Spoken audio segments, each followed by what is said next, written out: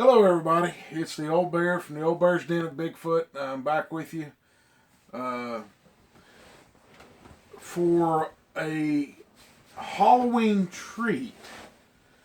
Uh, I have my better half with us today, and she is going to bring out an account that I got from three young men. And one of these young men's mother and father, their account from 30 years ago when they were in the same area as these three young men. Now, these young men were in their ages of 18 to 20. They'd all graduated from school. They took a dare, and well, how would you put it, hun? I mean, what's going on in this one? How would you put this? They took a dare, and it turned out to be a very bad dare to take. One that I would have said, no. But they didn't. So, what we're going to do is, I'm going to put in my a rub of snuff, and we're going to sit down here and let the wife do her normal job of directing me. That's the only time she gets to. Because the rest of the time I'm never here. But hopefully she can bring out the full potential of this story like she always does. She's a wonderful investigator, and she can come up with questions that I would never think of. But she's very intuitive, and y'all know she is my pride and joy, the love of my life, and she means the world to me. So, we're going to turn it over to her. All I ask is you let me put a rub in first, babe. Absolutely. Hope everybody's doing okay out there. The weather's getting a little bit colder. The trees are changing their colors. The leaves on the trees. It's really pretty. Very pretty out. If y'all would like to, snap some pictures of your scenery with the pretty colors, fall colors, and share them, that would be great. Yeah. Who knows, you might catch a squatch in there somewhere. Well, you're up, my dear. Okay. It's all up to you. All right. So, he gave you a little bit of, just a little taste of the story. So, where did this story take place? Well, it took place here in West Virginia. Near Parkersburg, between Parkersburg and Elizabeth. West Virginia. In a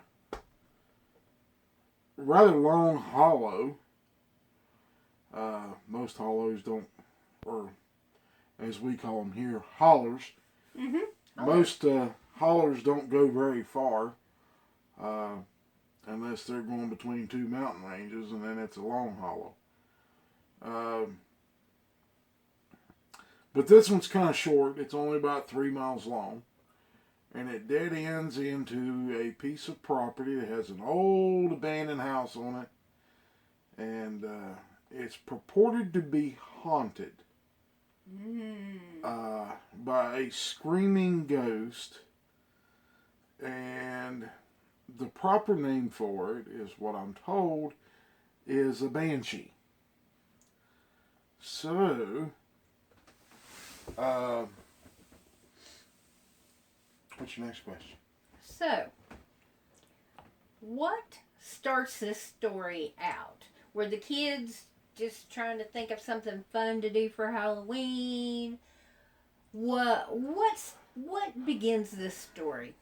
Well, these three young guys, they've graduated from high school a couple of years ago, and one of them was 18 when he graduated, a little bit older than 18, and then another one when he was getting ready to turn 18, and then the other one he had just turned 17.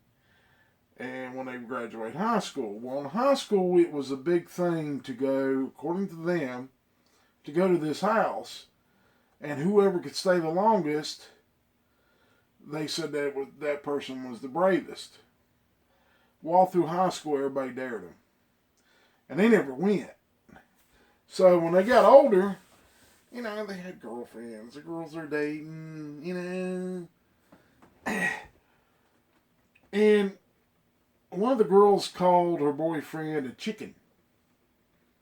Oh my. Well, when a cute girl starts calling you chicken because you won't go to this abandoned house, you knuckle up and you pull your jock strap up and you go.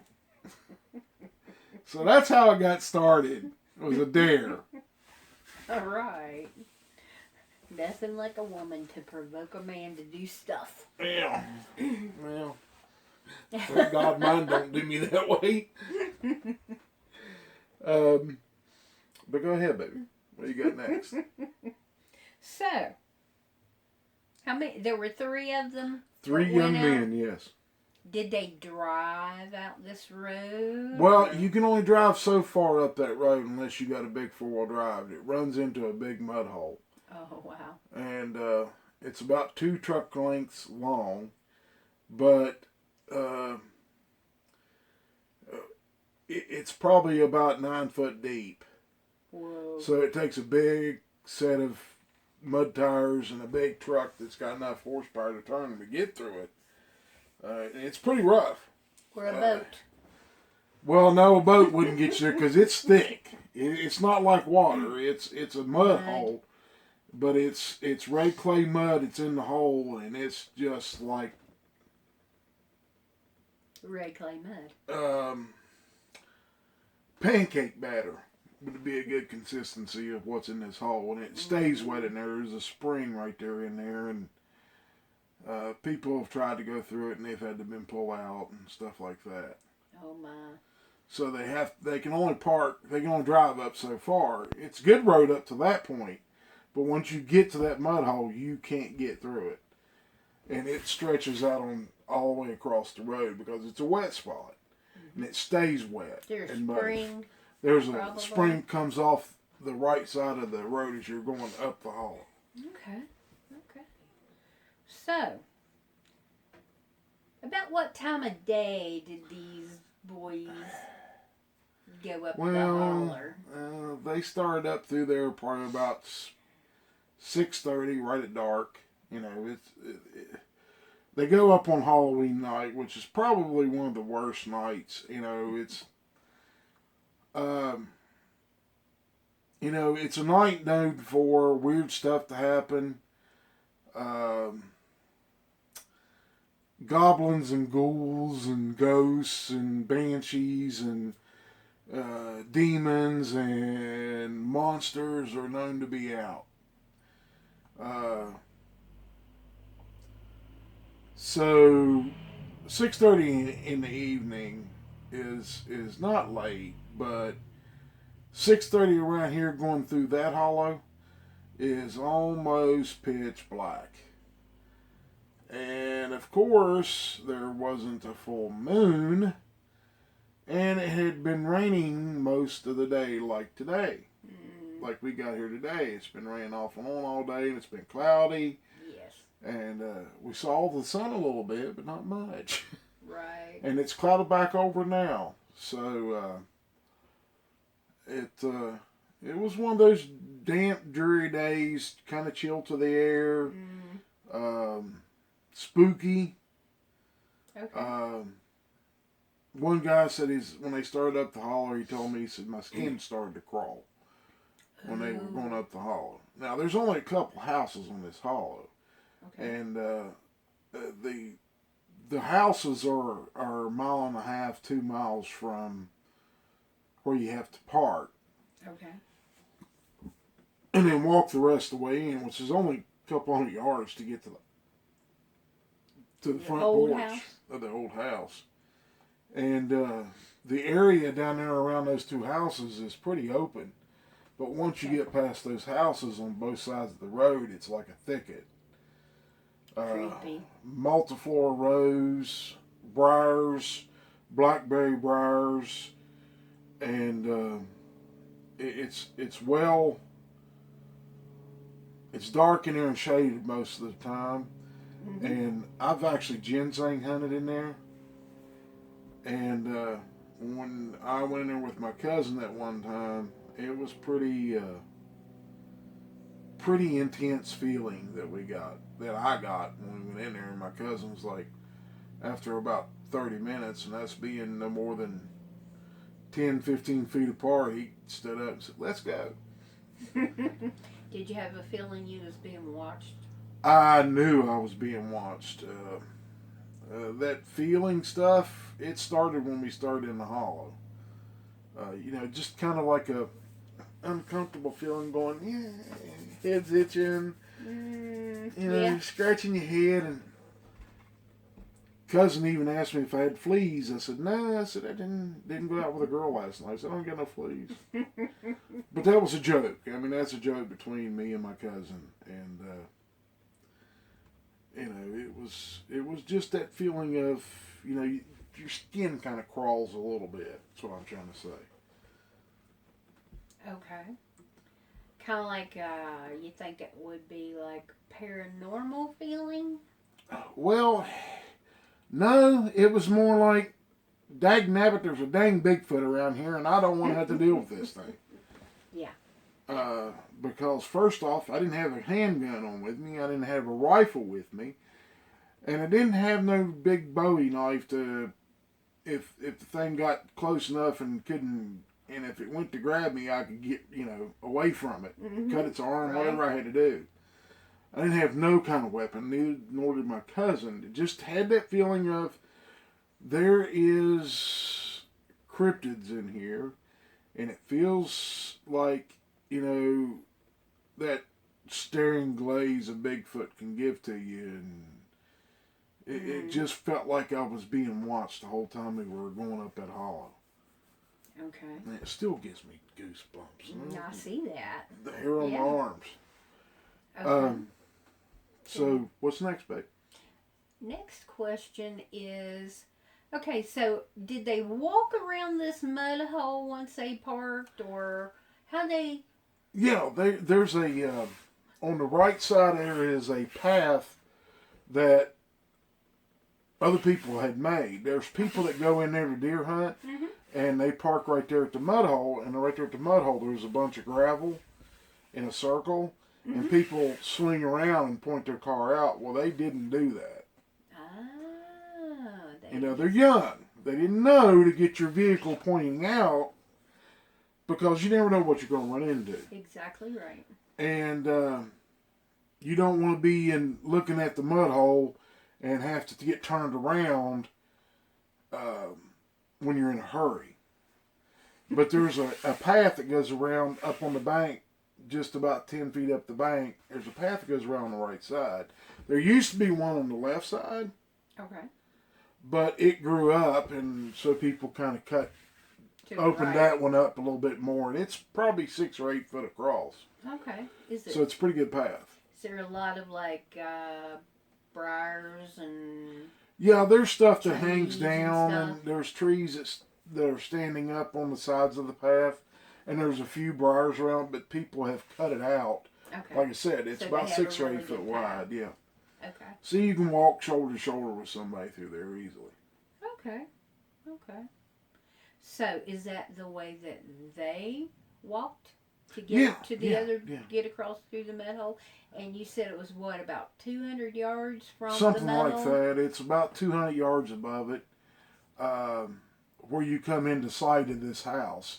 Okay. And what it is, it's kind of weird, because on both sides of the road, up to that 200-yard mark, Mm-hmm. it's thick. Okay. I mean, you can't, in the daylight, you can look into that stuff, but you can't tell if anything's standing there. I mean, if there was a deer standing there with an albino deer, you wouldn't know it. Wow. It's pretty thick in there. Real thick. And then once you get to that 200-yard mark, it opens up into the yard.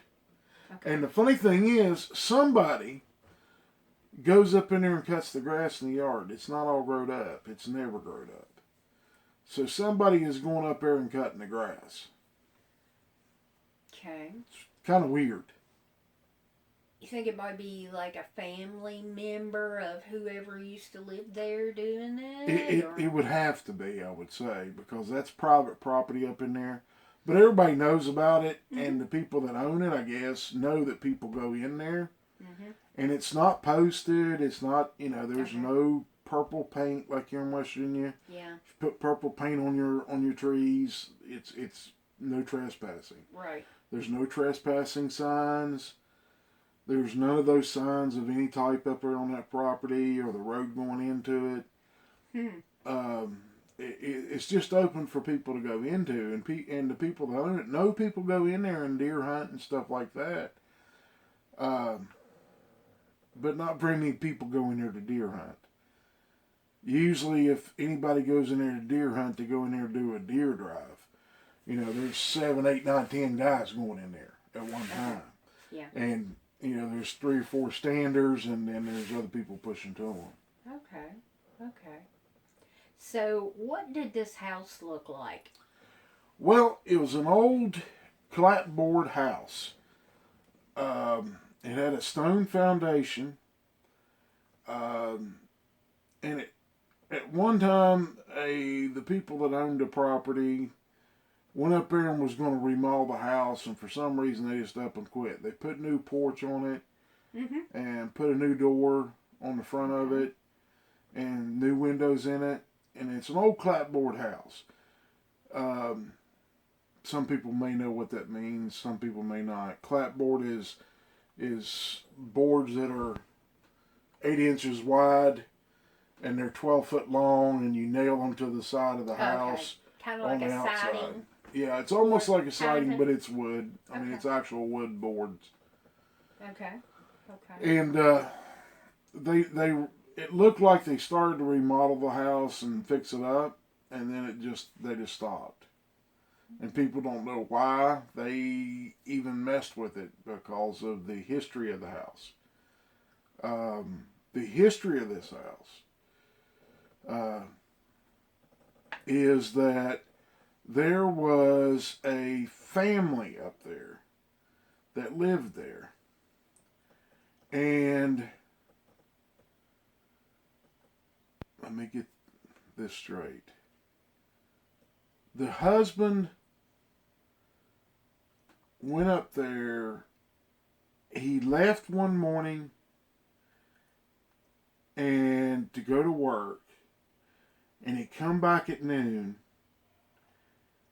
and he was either a logger or he worked in the oil fields or gas or something up there. He came back at noon, went in to eat his lunch, and there was blood all over the kitchen. Oh no. Yeah, it's pretty tragic. But he couldn't find, because they had 3 or 4 kids. He couldn't find his wife, and he hollered for her. When he saw the blood, he pretty much thought somebody come in and killed his family. Okay. And couldn't find his kids. Didn't hear none of them. None of his kids. Nothing. No wife. And he went looking. Well, he went out to the cellar, because there was a dug cellar inside the hill, and it's still actually, the entrance to it is still there. Wow. So that tells you, back then when they built houses, they stayed for a long time. Yes. And they were out there, and he goes into the cellar and finds his kids dead. Oh my. Pretty much chopped up. Oh my, that's awful. Now this is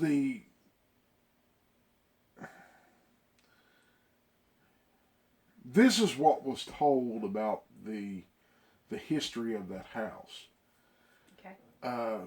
He comes out. He's pretty upset. You know, he finds his kids all dead and mangled and bloody, and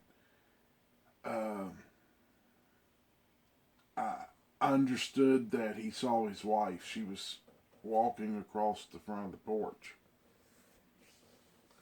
And the dress, the denim dress, she had a denim dress on. And she was covered in blood from the top of her head to the bottom of her, to the top of her feet. Because she was barefooted.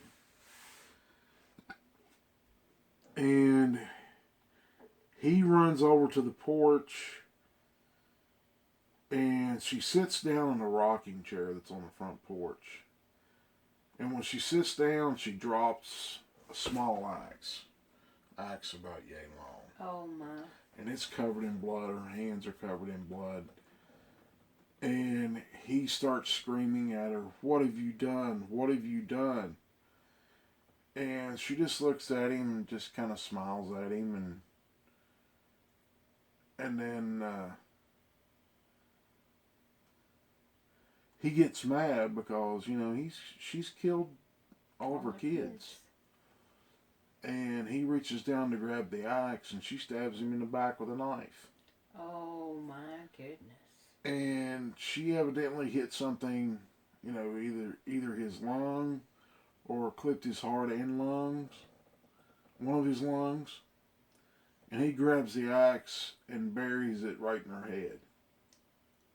Whoa. And then he falls over dead. Well, he doesn't go back to work, so the guys from work go to his house. Okay. This is the same day? Same day. That afternoon, after everybody got off work, a couple of guys go to his house to see why he didn't come back to work. Okay. Well, as soon as they get to the house, they see him and her both on the front porch. She's covered in blood. They go in the house looking for the kids. They find blood all over the kitchen. And then they notice the cellar door's open. And they go in and find the kids. Then they leave and report it to the county sheriff. And that's what I was told happened. It's pretty grisly. Yes. So, that's the history. Okay. What do you think made her kill them all? I think she had a mental break. That's the only explanation I can give for it. She either had a mental break, or she was doing things that you shouldn't do, delving into black magic, or calling on demons, or Satan, or something that possessed her and killed her kids, and because of it. Sad. Yeah, it's a very sad story, and that kind of what leads into the house being haunted, having a haunted history. Okay.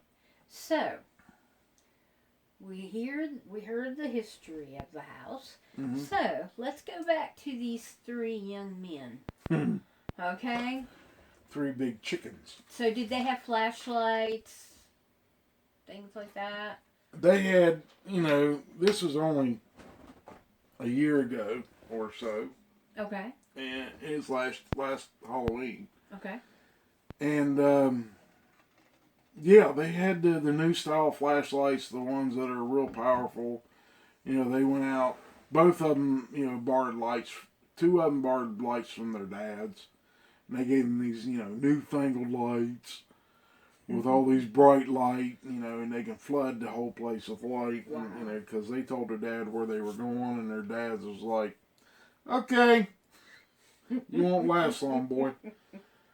But the third one, they went out and pulled their money together and bought one of these big searchlights. Okay. Like a 1,000,000 candle light. Yeah. And so they had light. Okay. That's a good thing. Everything was brand new batteries in them and everything. And they had a lot of light. Mm-hmm. Okay. And after they walk up the path and reach the yard, they get almost to the front porch and they see this woman in a blue denim dress walk from the left side of the house to the right side and then sit down in her chair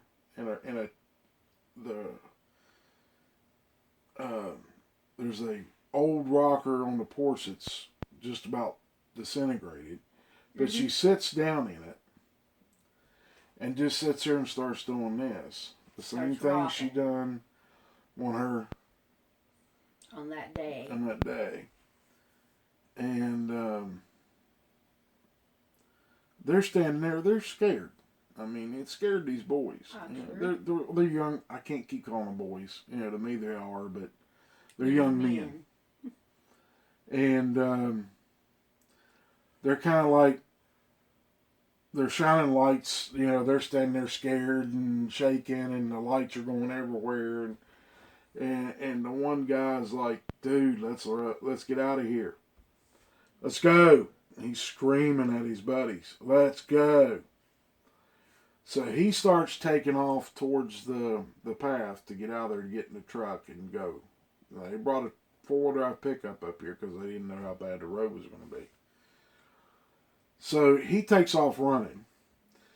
Then the other two guys finally snap out of their trance or being scared to death or whatever. And as soon as they turn and see their buddy running, they hear this scream. Now, it hints the part that I said that there's a banshee. Banshees are known to be able to scream, and the sound is almost deafening. It's ear splitting, the scream that this woman puts out. And they take off running after their buddy. Well, the one guy, he's a track runner in high school. He passes the other guy, and the other guy had 50, 60 feet on him. He catches him and passes him. He goes running. He gets to the truck, and he's the guy that owns that drove. So he runs around the driver's side, jumps in, turns the truck on. The other two come running up. They pile in the front seat. And it's one of those little extended cab pickups.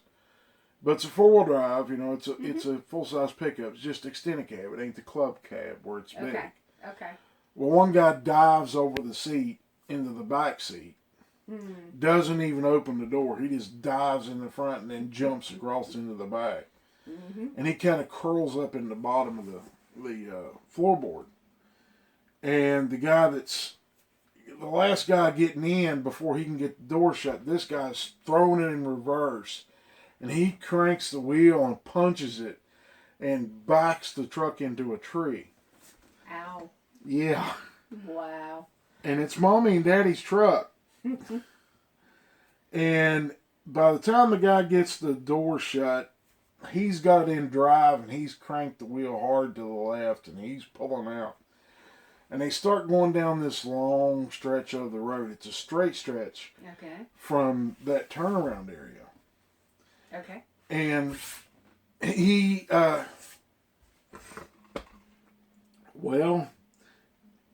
he's not letting any grass go under the tires. Let's just put it that way. Okay. And he goes down through there, and, they're all screaming at each other, all excited and scared. And right. So at that point, they're going down the road. They're getting out of there because this ghost, they seen the ghost and they're scared. Right. So that's what happened to that point. Okay. Did they make it out of the holler okay? No. Ah. Like I said, this hole is probably only 2-3 miles long. Okay. And that straight stretch is only half a mile. Well, at the end of the straight stretch, you have got to slow down because there's a curve. Because if you go straight, you're going to end up dive right into the creek.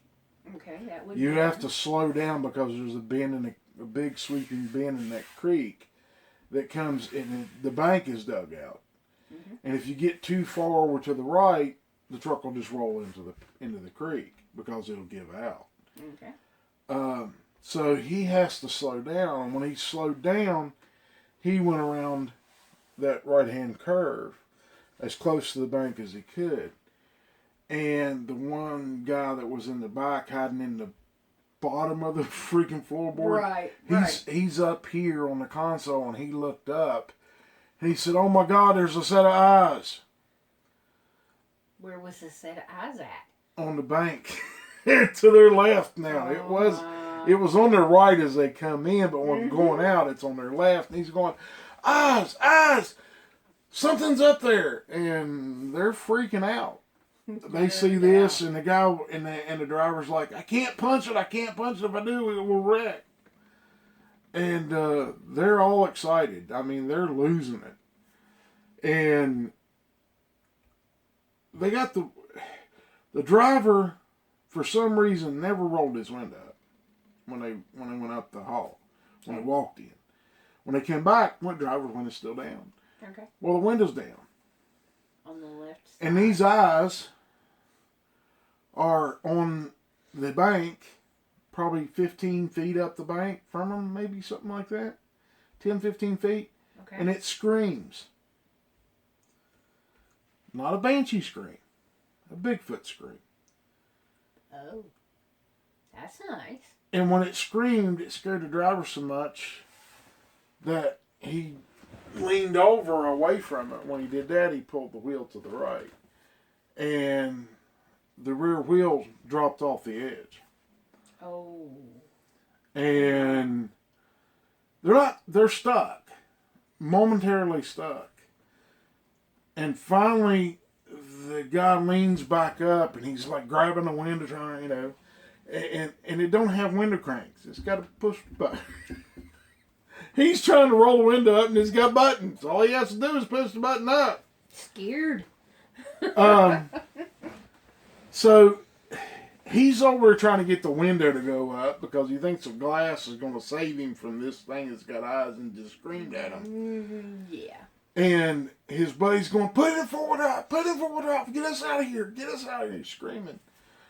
And the funny thing is, I mean, he doesn't even think just to reach over and push the button. It's push button forward drive, like most vehicles nowadays.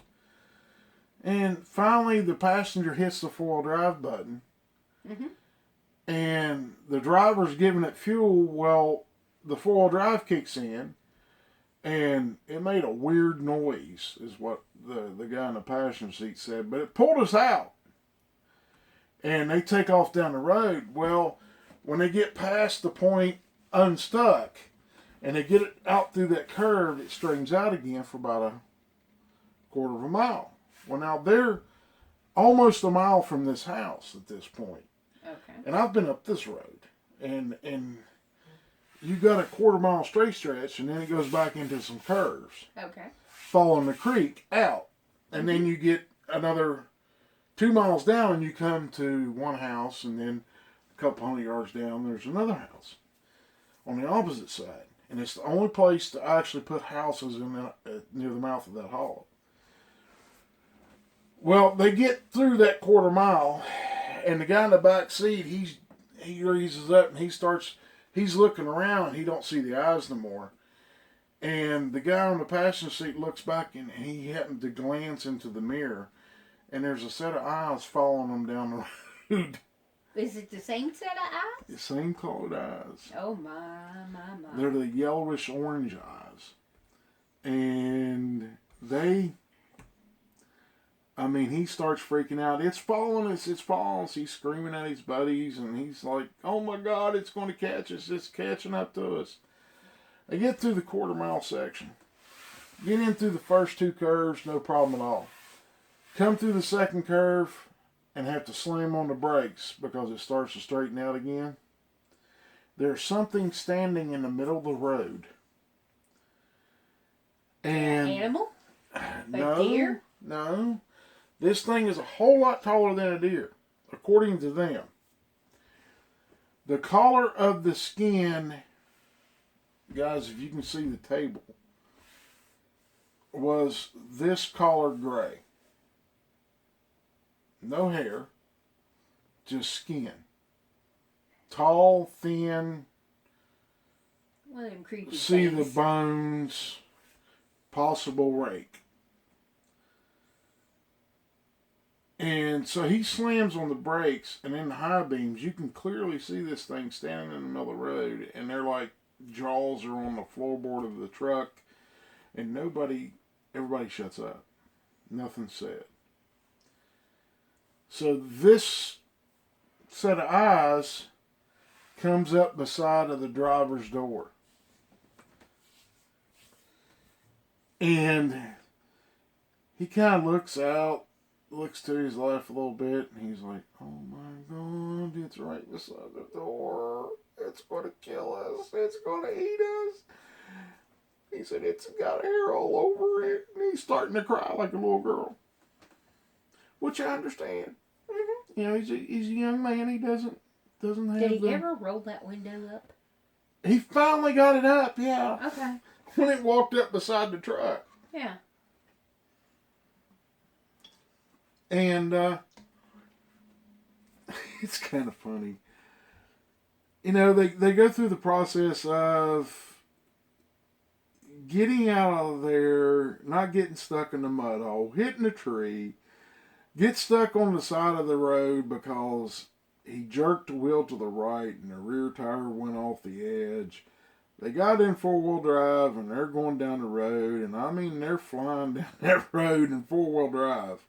And it's a gravel road. There's no need for it. But it's probably a good thing they had him four-wheel drive on that gravel road. Because of the speeds that they say that they were doing, 40 miles an hour on a gravel road, it's twisty and turny, not very wide. It's probably a good thing he had four-wheel drive on. And now they've got this gray-collared skin thing standing in front of them in the high beams. Now there's a big hairy thing standing at the driver's door. And it leans down and looks in the windshield. Because it's towering above the pickup. It leans over and looks in the windshield. And blows snot all over the front windshield. Allergies? I have no clue, but the only thing I can think is this Bigfoot, and they said it looked like a human, but was hair covered, and it was huge. Only thing I can think is it looked in at him and blew at him because it had disdain for them being there in that area. Only thing I can come up with. And then they're jumping around inside the cab, screaming, crying, thinking this is the last time they're ever going to see each other, think they'll never see their girlfriends again, they'll never see their parents, that's what they're talking and everything. They think they're dead and they're dinner for these two creatures. Well, it gets worse. Oh no. How does it get worse? Well, that's pretty bad. Yeah, well, the passenger, he's leaning up against the door, and he hears down the side of the truck, on the door, on the metal part of the door, and he looks out, and there's a head, according to him, every bit that long, outside his window, and the one eye and the eyes are looking, and the eyes looking right at him. At this point, he loses all control. He starts whimpering. He starts bawling. And he starts wetting himself in the pickup. And he jerks away from it, bumps heads with the driver because the driver is leaned over into the middle. And the guy in the back seat says, "Oh my God, it's a wolf! A big wolf!" Well, it's not a wolf, it's a werewolf. This thing slowly stands up, and then it looks,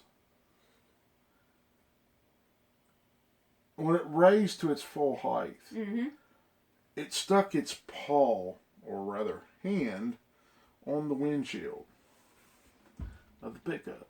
Okay. And then it went like that across the windshield and the top of the truck. It starts growling. And now they're surrounded. They've got a wolf-like creature on the right side, a Bigfoot type creature on the left side, and then this gray skin thing, which could be a possible rake, in front of them. At this point, they're in hysterics. They've lost it. No doubt. And it's not getting. It doesn't look good for these boys.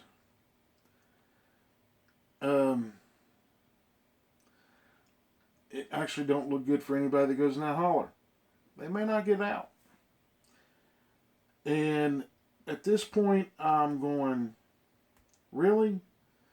A Bigfoot and a werewolf in the same area at the same time? Why? And what the heck is the creature that's in front of them? Right.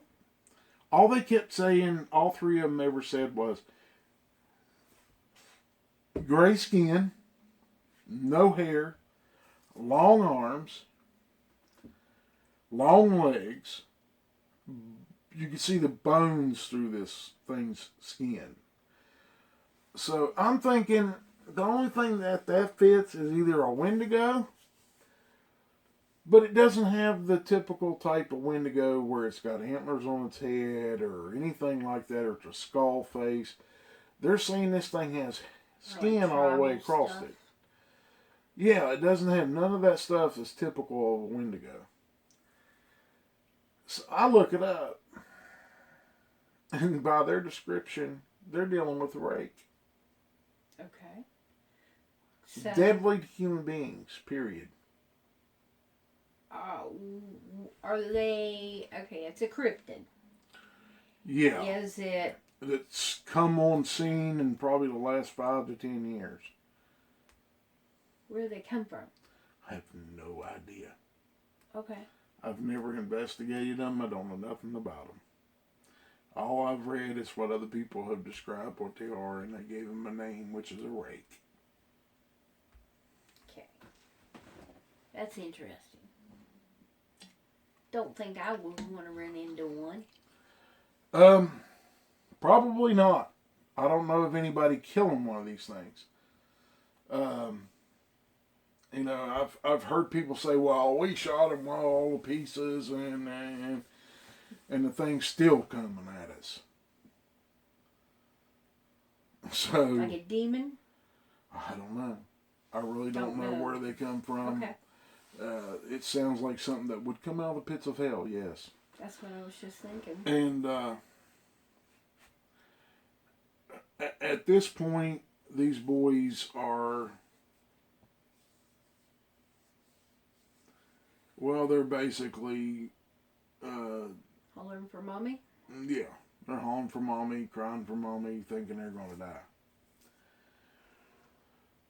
Well, for some unknown reason, that gray-skinned creature takes off, runs up the hill, and when it takes off running, this wolf-type creature on the right side runs down the road in front of the headlights drops to all fours and take off running after it.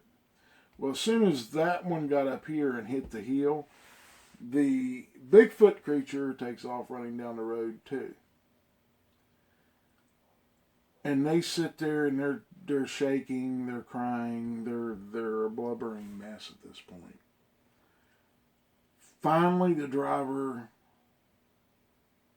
takes his foot off the brake and starts rolling forward.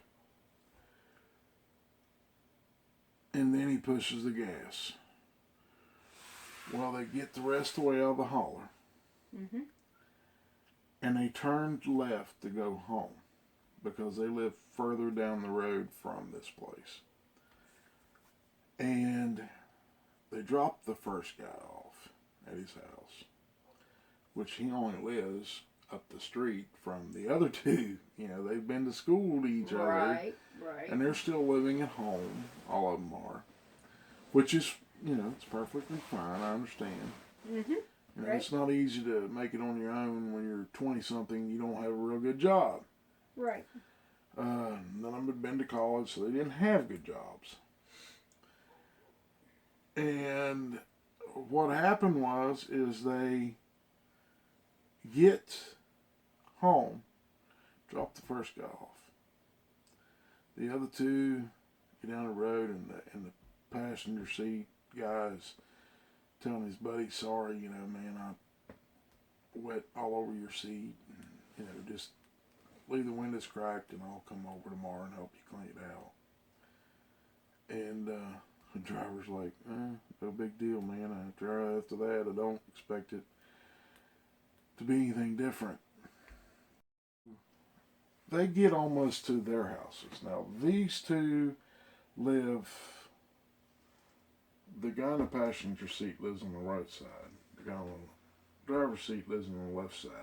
Kind of catty corner. Almost, you know, there might be 50 yards apart from their front doors, 100 yards from their front doors. Well, he goes to let the guy out at his house. And when he did that, they heard this strange roar. Well, the guy that was on the passenger seat, he's halfway to his front door. And the driver had his window down, had the passenger window rolled down because he has controls for the four windows in the pickup. Well, the window's rolled down. He screams out, "You're on your own," and hits the gas and pulls down and goes into his driveway, jumps out, runs into his own house. Well, the passenger guy on the passenger seat ran into his house. Okay. The bad part is, the next morning, Dad wakes him up right at daylight, you know, right after daylight, 7 o'clock, 7:30 in the morning. Says, "What'd you do to my truck?" He's like, "I didn't do anything to your truck, Dad." He said, "Get your butt out of bed and come down here and explain how come the back bumper is pushed up to the tailgate and there's a dent in the tailgate. And where'd all these scratches come from? Where did you go?" He said, "Dad, I told you where I was going." So he goes out. He gets up. Dad makes him come out. He's got a pair of sweatpants on. It's chilly. Mm-hmm. And there's scratches on the glass across the top of the truck, down on the passenger door from a huge hand. It had to be a hand 12 inches long with nails. Mm. And he's like, "Dad, I don't know how to explain this, but let me tell you and Mom what it is, what happened to us last night." He goes in, he tells his parents. And they call his buddy's parents, the one he dropped off when he heard that scream. Mm-hmm. And then they called the parents of the buddy that was in the back seat in the floorboard most of the time. Excuse me. So these two young guys and two sets of parents, moms and dads, show up at this boy's house. Now, this is where the parents get involved. The parents at this point that I spoke to all sets of parents. And this is a story that all 6 people told me again. Everything that these boys told their parents, they told me also. And I actually I didn't get no pictures of the pickup. I should have asked for that. And I put them in the video, but I didn't get pictures of the pickup. But each parent examined the truck. And the mothers are scared to death for their boys. You know, their boys went and got into something they didn't want to. Well, they tell their parents what happened on November 1st. Truth? Yeah. They really didn't have a choice in the matter of lying to their parents, because their parents decided, well, we're going to go look for ourselves. So the 3 dads get together on November 2nd and go up at Hollow. And it's daytime. Daylight. Full daylight. They're up there about 1, 2 o'clock in the afternoon. Well, they go up and they find big, huge footprints. 20, 22 inches long. Wow. Human-type footprints. Big. Yeah. Then they find these huge dog tracks.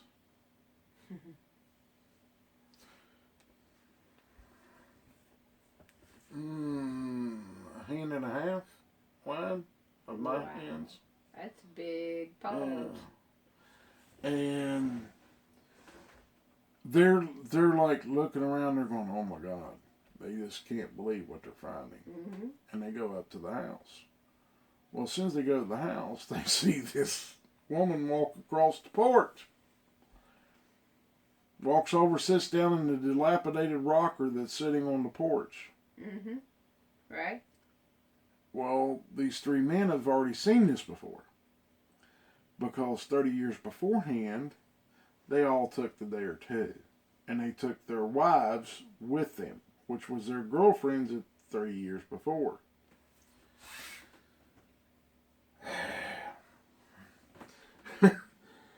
And they go, and they see this woman walk across the porch, and she does the scream, and they all they don't run. You know, they're getting older. They're in their late 40s, early 50s, all 3 of them.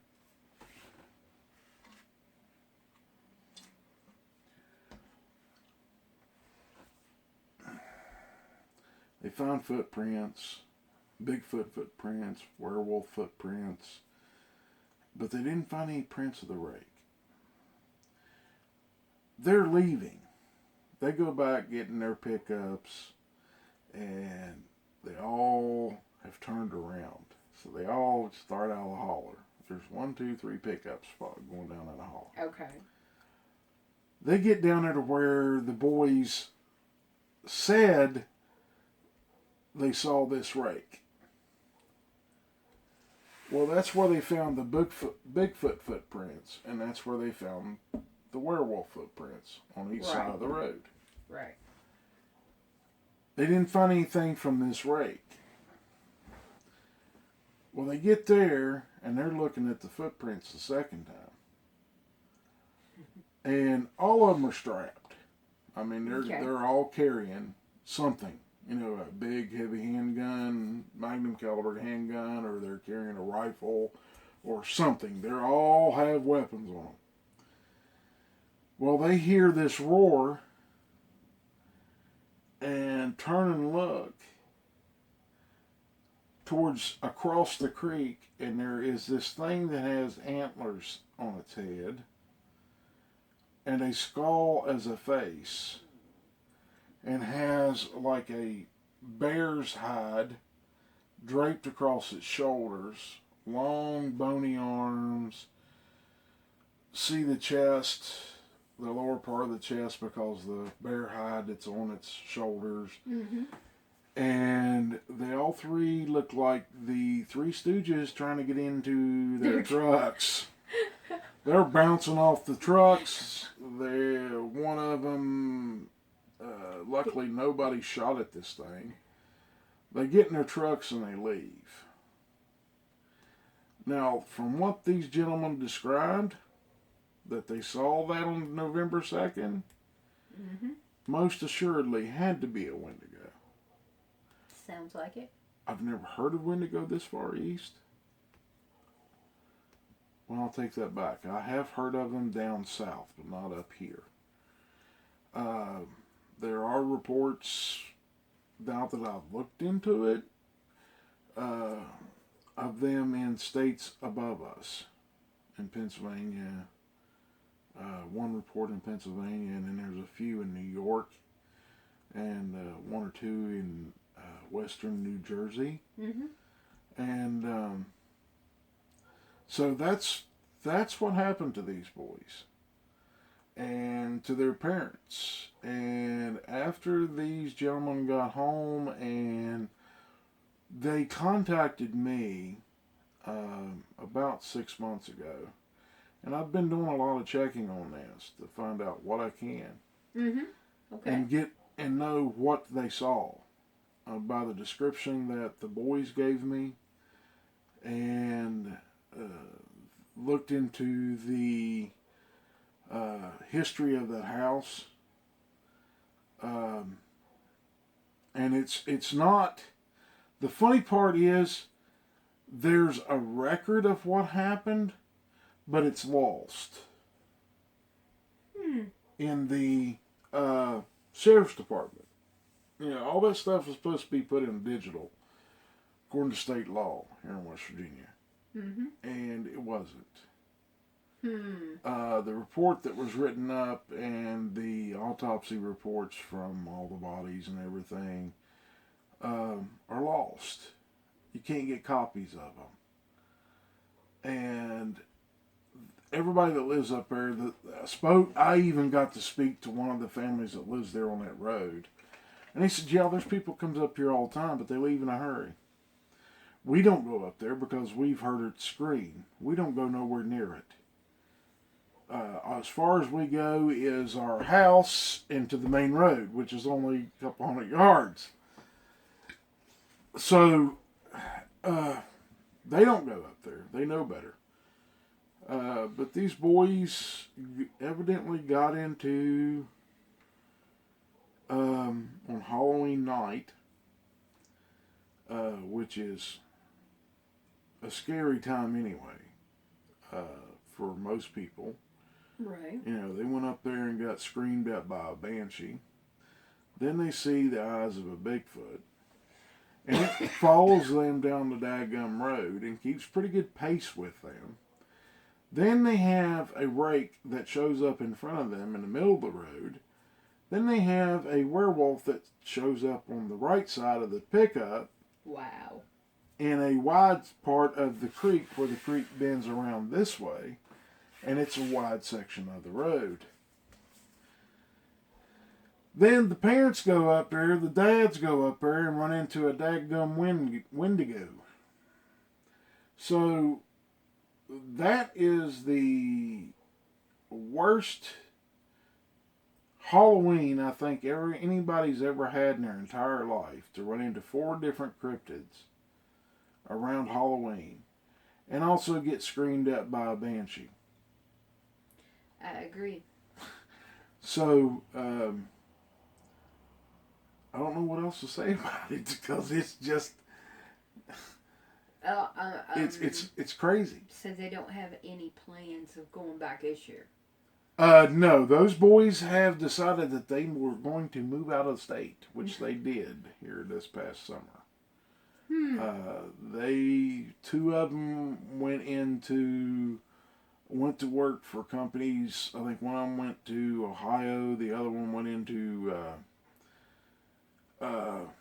somewhere in Kentucky. I think the western, over near Louisville, to work for somebody. He's living over there now, and the other one's living up in the Toledo, Ohio area. And the third one, he's still here, Okay. but he lives in the Morgantown area, Okay. near where WVU is. Mm-hmm. He Right. works up there for a construction company. And the parents still live here. For how long, I don't know. Now, Because how far did they live away from this house? about 8 or 9 miles. Is Okay. according to Google Earth, their home address is about 8 or 9 miles down the road. The one boy that lives in Morgantown, his is 8 miles, and then the other two are almost 8.5. So there's about Okay. half a mile between the three boys. So they live relatively close together. Yeah, Same neighborhoods where Yeah. they live. They live in Okay. like a subdivision. subdivision or something down there. It's fairly new. I hauled stuff into it a long time ago when they were first building it. But that's what happened, and that's what the story I got from them. It's not a. It's pretty scary. I wouldn't want to live through that. I wouldn't either. I can handle the Bigfoot and the Dogman, but the rake or the Wendigo, that would send me over the top. Those are pretty creepy. Yeah, they're not my cup of tea. I'll deal with the Bigfoot. Oh. Yeah, well, yeah. I'll deal with a Bigfoot and a Dogman together. I can deal with that. But a rake by itself is scary enough to me. A rake with 2 other big cryptids and they're chasing this thing? I don't think I want anything to do with it. I know I don't. And then the dads see a Wendigo the next day, a couple days later in the same holler. Mm. Sounds like it's almost cryptid central to me. Yes, it does. And now I know why I didn't like that holler when we went ginslanging up there at the time. Do you think that the paranormal has lured the cryptids in? I think personally that the paranormal has some type of connection to these cryptids, has some kind of a draw for them. Because over the years, dealing with Bigfoot, when you hear about a Bigfoot in a certain area that seems to stay there a lot, there's some kind of paranormal stuff that goes on in there. I've heard of a couple haunted hollows that evidently there was a massacre or something of that nature happened. Mm-hmm. Right. You always end up having a Bigfoot around it. Or if you got a huge cemetery, family cemetery out somewhere in the woods, yeah, there seems to be a cryptid around it. Seems to be a Bigfoot around it somewhere. I don't know if it's because they have so many multiples of interactions with, people. They can watch people that way. Or if it's because they're there because of all the death. It may have something to do with their demonic fallen angel side of them. I don't know. But that's my personal opinion when it comes to a Bigfoot. They're part of that conglomeration from the fallen and human women and the creatures that the fallen did things with. Let's just say that. Understandable. So, yeah, it's just a strange situation to be called and told this. Very strange. Yeah, and that's why it took me 6 months to get it straightened out. Plus, it's a good Halloween, Absolutely. So, kiddos, beware. Don't go out in the dark by yourself. Yeah, and if you go, make sure you have lots of guns, because running into those, I don't know what to tell you.